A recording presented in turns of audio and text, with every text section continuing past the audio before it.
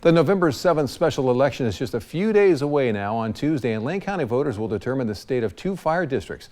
KZI 9 News reporter Jennifer Singh shows us what voting yes on 3 measures proposed by the 2 fire districts would mean for the area and first responders.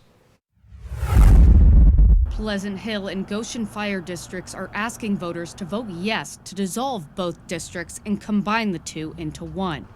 Both stations would remain, but the combined district would get funding to staff 24/7 in both locations and reconstruct the Pleasant Hill station to accommodate for a full-time crew.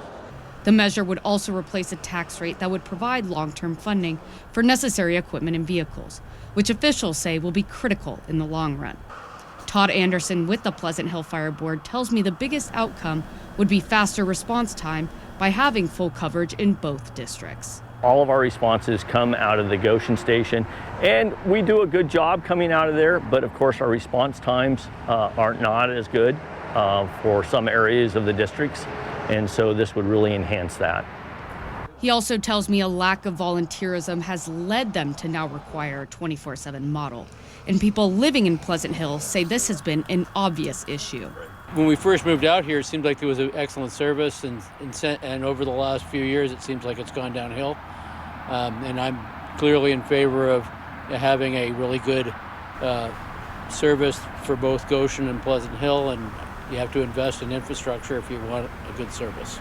People I talk to say with all that the first responders in Pleasant Hill and Goshen do, they just want what's in the best interest of the firefighters and keeping people safe. They don't have to do what they do, but they do it because they want to. A lot of them don't think of it as a job. They think of helping their community.